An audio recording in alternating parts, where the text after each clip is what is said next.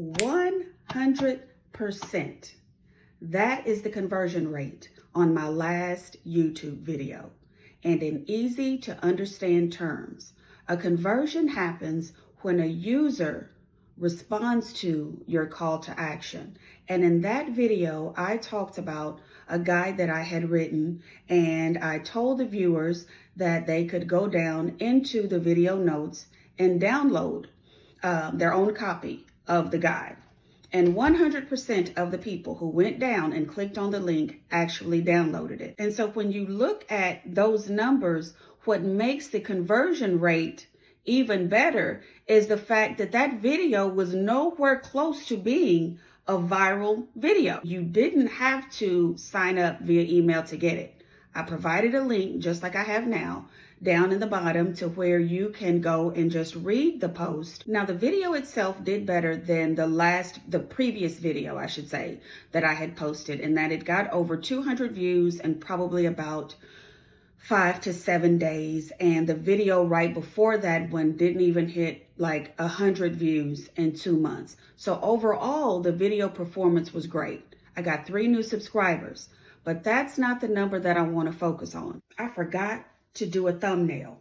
So since I had to come back, look, it's a completely different day. I have a haircut. Since I had to come back, I decided to put together a couple of questions. So at the end of the video, you're going to see me again looking like this, and I'm going to answer a couple of questions that I think will be helpful talking about the conversion rates. Here in the guide, on mistake number 1, I say, you have too many social media accounts and you're spread thin across too many platforms.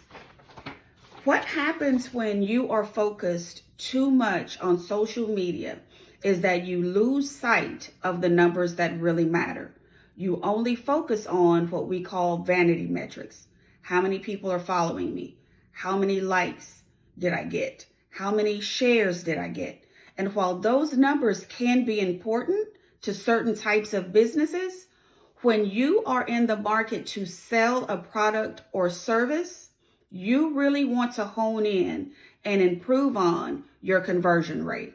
When you are promoting your offer, either online or offline, be it a digital product, a tangible product, or even a service, you need to look at the behaviors of your viewers and your audience. When you share your message, when you do your promotions, are you saying something that makes those potential customers take the next step, which then will lead to them taking the ultimate step, which is coming back and doing business with you?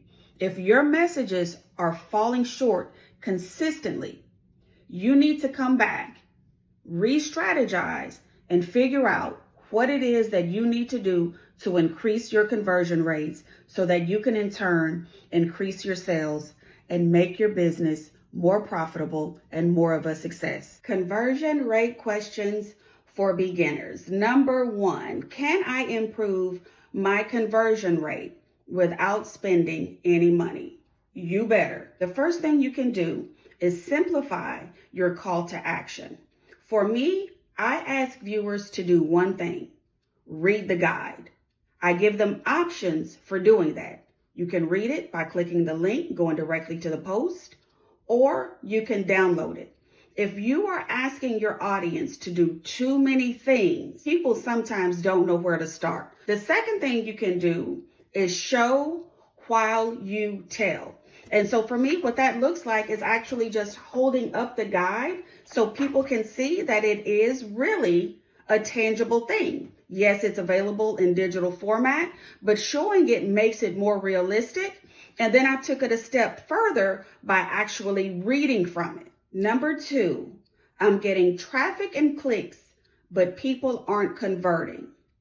You don't have enough credibility built up yet. In my opinion, this is one of the biggest reasons why people will follow you over to that next step, but they won't follow through thereafter. The second thing could be is that there's too much friction in the buying process. And although my guide is free, I look at every person who chooses to download it I look at those people as customers. So I want to make the checkout process as seamless as possible. I noticed on Gumroad, which is the platform that I use, even though the guide was free, the first line at the cart tells you to enter your fair price. Well, it's free, so you need to enter 0. So what I did is I spelled that out for my audience.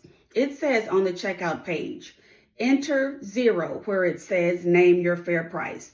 That eliminates the confusion. It lets people know exactly what they need to do. You too can get a copy of this guide. Go down to the video notes. You can click the link to read it, or you can help improve my conversion rate and download it for yourself. Thank you so much for watching, and I will see you right back here for our next video.